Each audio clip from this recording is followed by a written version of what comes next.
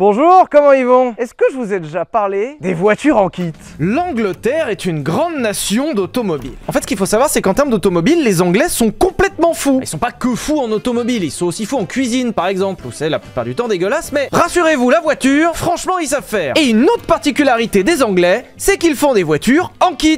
Nous, en France, on a un gros problème qui s'appelle le contrôle technique. En France, toute modification sur votre voiture vous vaudra un refus au contrôle technique. Ce qui fait que globalement, peu importe ce que vous touchez, sera refusé et fera en sorte que la voiture pourra jamais rouler. Bon, en Angleterre, c'est pas ça. Les Anglais ont une législation sur la route qui est très favorable au fait de faire rouler n'importe quoi. En Grande-Bretagne, c'est pas très compliqué de faire homologuer une Formule 1. Et je déconne pas, c'est déjà arrivé, hein. Les Anglais ont le droit de faire rouler sur la route à peu près n'importe quoi, du moment que vous avez des phares, des clignotants et un essuie-glace. Le fait que la législation anglaise autorise ce genre de choses a donné lieu à un marché un peu particulier, des voitures en kit. Vous achetez une énorme boîte avec plein de pièces de voiture, une notice qui doit faire environ 700 pages, et voilà, vous avez votre voiture en kit. Beaucoup de marques se sont lancées là-dedans et beaucoup de marques ont fait leur renommée là-dessus, mais s'il ne fallait en retenir qu'une, ce serait sûrement Ultima. Ultima les voitures, hein, pas les croquettes pour chat évidemment. Et c'est ainsi qu'on rencontre la route de Lee Noble. Si vous aimez bien la bagnole, vous avez déjà peut-être entendu parler de Monsieur Noble, qui était un ingénieur et un designer automobile britannique qui s'est dit « Tiens, je vais me fabriquer ma propre voiture en kit ».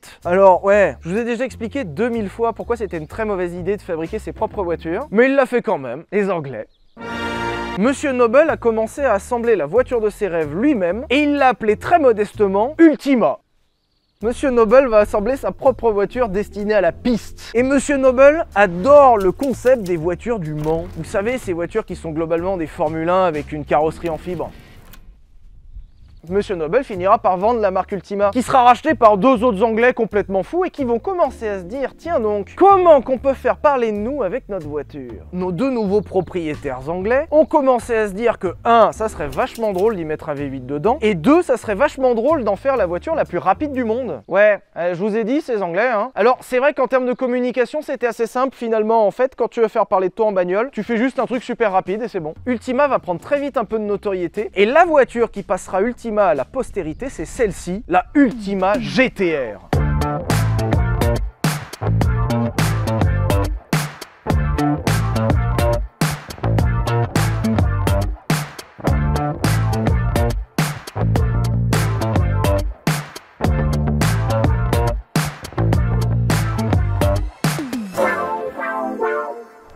Alors, à noter que c'est pas la seule Ultima, parce que vous avez forcément déjà entendu parler de l'Ultima GTR dans Forza et Gran Turismo et à peu près tous les jeux de course. La GTR est la descendante de la lignée des Ultima, mais elles n'ont pas toutes été GTR. Les premières Ultima, elles avaient des 4 cylindres Renault et des V6 Renault. Moins fancy d'un coup, hein. Ce qui distingue la GTR, c'est que celle-ci avait des V8 d'origine Chevrolet. Vous savez, le V8 LS, le V8 que t'achètes et que tu peux y foutre 1300 chevaux dans à peu près n'importe quoi.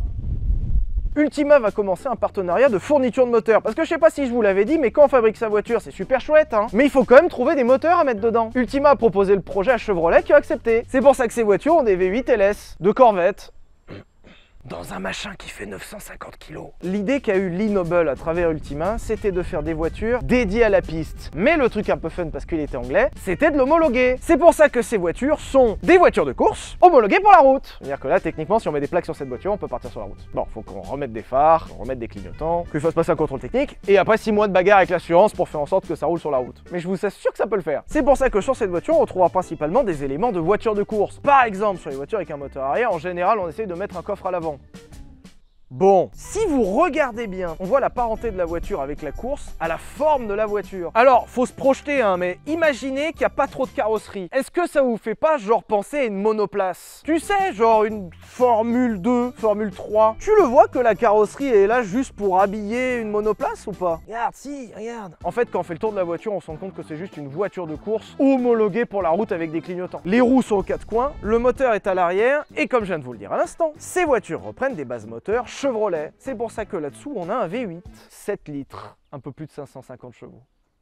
La base moteur est la même qu'on retrouvait dans la Corvette C6 ZO6, c'est-à-dire le plus gros V8 qui est fabriqué Chevrolet. Donc l'idée c'était de mettre le V8 le plus gros possible dans un truc qui fait la taille d'une Twingo. Je vous ferais bien un tour détaillé de la voiture sur toutes les options, toutes les fonctionnalités, mais en fait il n'y en a pas.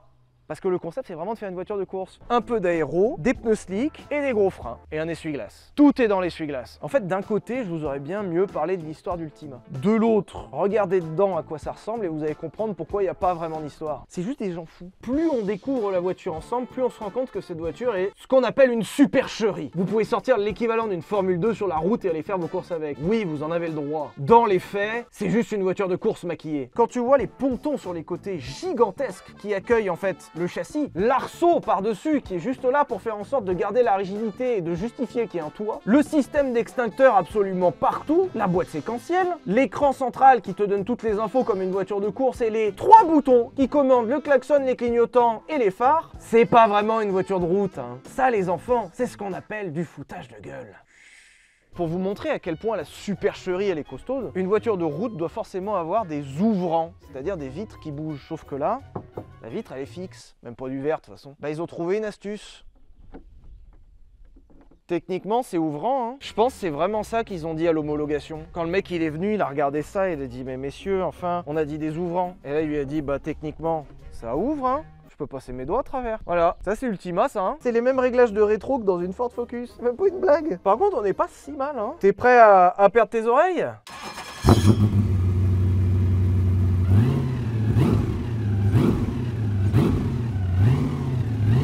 Ça respire la connerie. Tu sais, je sens déjà que c'est... Enfin, ça respire sur tous les sens actuellement là. Mais je sens déjà qu'il y a une envie de faire le maxi-con. Les Anglais, ils sont fous les Anglais, hein. Il faut arrêter, hein. Dire qu'on a donné à ces gens un pays, quoi. Arrêtez.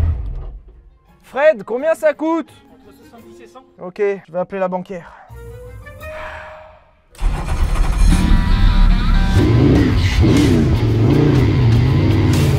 Alors, c'est quand même un sentiment un peu particulier d'avoir des rétroviseurs électriques, mais pas de direction assistée. Bon, après les rétros, ils marchent pas trop. On est parti. Oh là là là là. Oh l'engin de mort.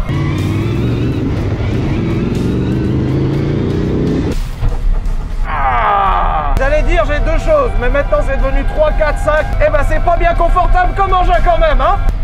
Ah, à chaque fois c'est coup de couteau dans le ventre. Alors ce qu'il faut noter c'est qu'on a du coup le V8 7 litres derrière qui fait pas mal de bruit, hein, quand même.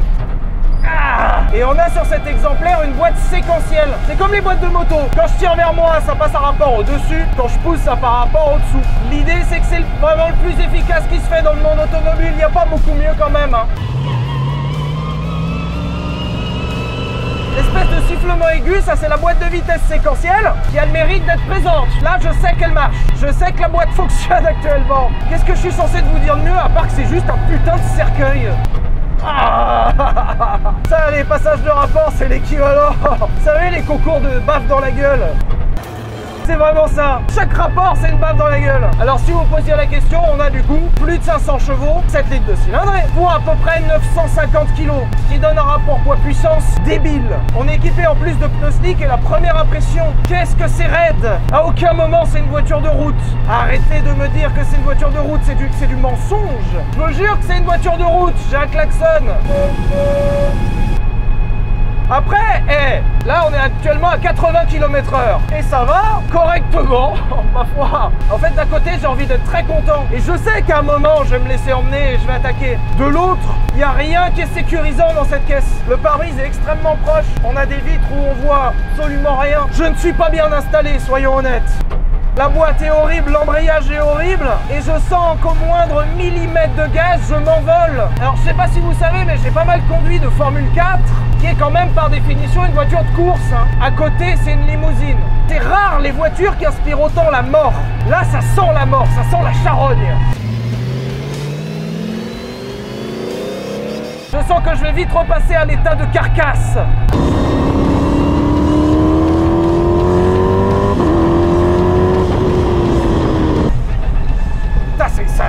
Faut de la poigne, hein. Ça n'a rien d'une voiture de route. Allez, je t'accorde la voiture de route, qu'il y a un peu d'Alcantara sur le tableau de bord. Il y a rien d'une voiture de route. Arrêtez de me dire que c'est une voiture de route, c'est pas vrai.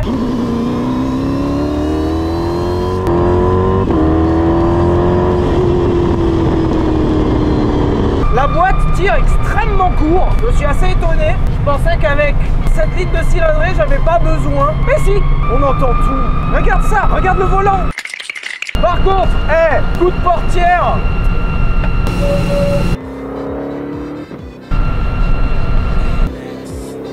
C'est assourdissant. Je vais devenir sourd à la fin de la journée. Je suis à 120, hein. C'est horrible. Allez, et c'est le moment où je commence à devenir con.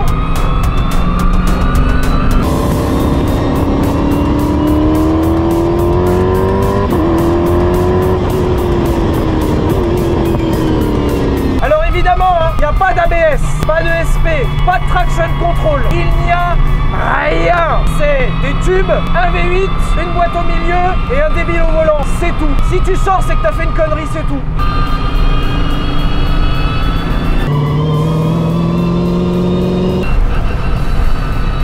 Ça y est, ça commence.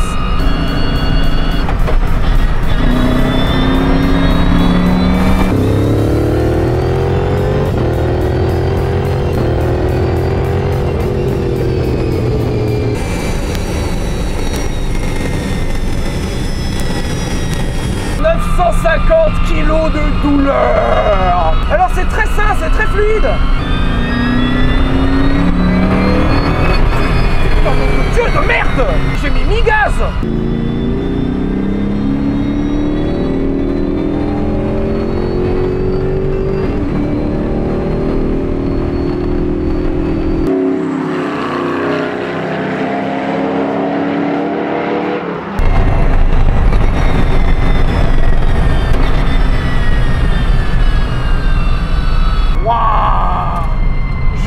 Tu te fais moins mal dans une soirée BDSM. Ça fait mal aux oreilles, ça fait mal aux mains, ça fait mal au cul, tout fait mal. J'ai chaud, ça sent l'essence et le cuir. L'Ultima GTR, c'est une sale soirée. C'est une soirée obscure. Hein. En fait, j'ai compris, c'est stupide.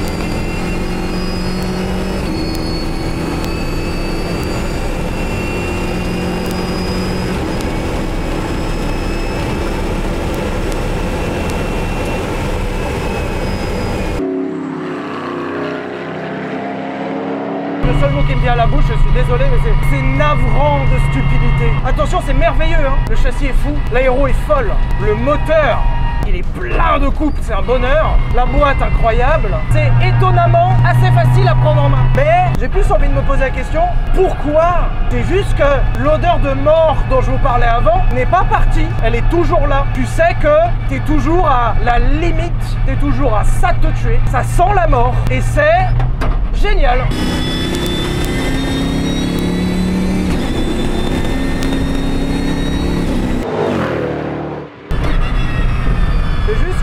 En fait, il faut vraiment garder tout le temps en tête. Il faut avoir un certain respect quand on lui parle. C'est un peu comme si la reine d'Angleterre avait un V8 7 litres dans le dos.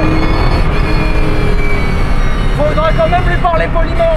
Et je rappelle que cette voiture, vous pouvez l'assembler dans votre garage. C'est même pas ridicule, c'est clownesque. Bah, déjà la couleur donnait un petit peu le ton. Quel engin!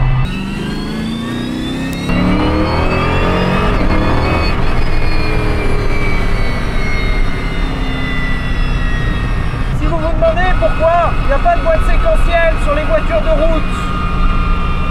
C'est lié au sifflement là. Disons que pour aller au Cora, c'est pas l'idéal. D'ailleurs, voilà, un défaut corrigé.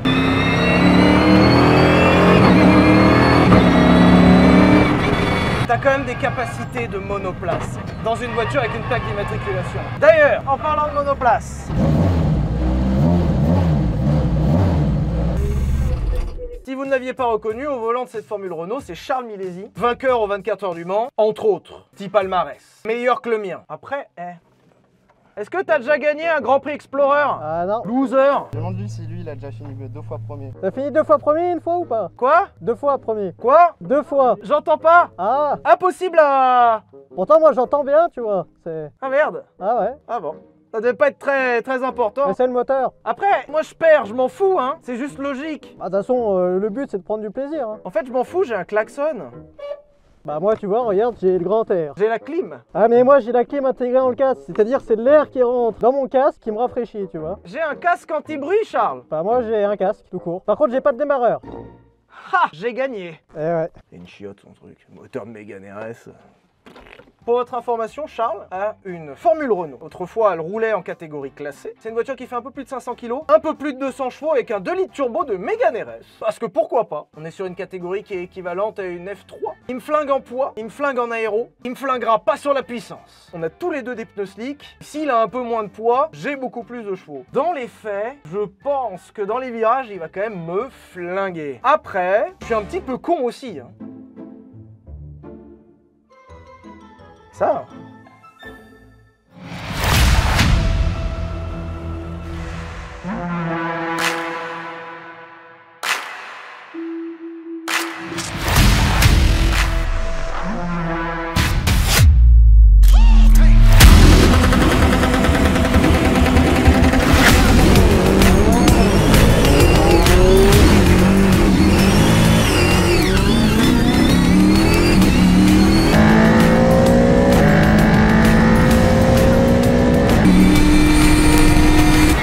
On arrive dans la partie technique. Oh putain, tu passes fort l'enfoiré.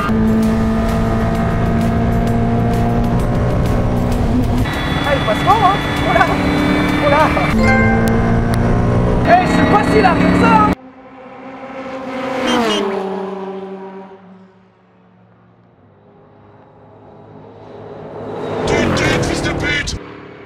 Franchement, ça va. Eh, pour un Belge, un essuie-glace, c'est la clim. Je suis certain qu'avec un pro au volant et accessoirement, si c'était pas une caisse prêtée gracieusement par Fred, merci à lui, je pense qu'il y aurait moyen de suivre. Quelle machine. Je suis désolé, il n'y aura pas l'alarme aujourd'hui. Elle y sera pas aujourd'hui parce que j'ai beaucoup trop peur et que toute l'eau s'est évacuée par tous les autres trous de ma peau. Mais quel putain d'engin. Plus jamais j'invite des pilotes. À une main dans le dernier secteur. Te sens pas obligé de préciser des trucs comme ça, hein. Et je poussais pas. Hein. Moi non plus, je poussais pas. Sauf dans le slip. En fait, au début, j'ai un peu poussé. Ouais. Puis après, je me suis dit, bon, il a l'air d'être un peu loin, donc... Tu m'as un peu largué, genre dès le premier virage. J'ai vu que la voiture, elle était comme ça dans le rétro. Je me suis dit, elle prend un peu de roulis. Un peu. Mais je pensais que t'allais être plus proche que ça, tu vois. Alors moi aussi, je pensais être quand même plus proche, même si j'ai pris des marches de fou. Ouais. Je pense que bien emmené, par rapport au rythme où t'avais là, Ouais. je pense que ça suit. En fait, il faudrait que j'arrive à avoir ton palmarès sur ta voiture. Ouais. Et ensuite, je te laisse celle-là là-bas pour que t'essayes. Ouais, mais là... Bah, là, il est déjà 15 h, donc va falloir se dépêcher, mais ça Ouais. peut le faire. Charles, merci d'être venu. Merci d'avoir amené ton incroyable bolide. Toujours présente. Je vais encore essayer de m'entraîner un peu pour te suivre si ça te dérange pas. Ouais, ouais. Après, je peux m'améliorer aussi, si tu veux, mais... J'ai plus de progression que toi, Ah, je pense. ouais, quand même vainqueur du Jeep Explorer. Ah, c'est pas moi qui l'ai dit. Merci à tous de nous avoir regardés. J'espère que vous avez apprécié ce petit essai un peu sympa. Pensez à vous abonner à cette chaîne, c'est très important. Pensez à vous abonner à Instagram de Charles, qui est juste en dessous dans la description. Merci au propriétaire Fred de nous avoir prêté sa voiture, qui est incroyable. Merci au circuit de Dijon pour leur accueil. Laissez un like et puis gros bisous.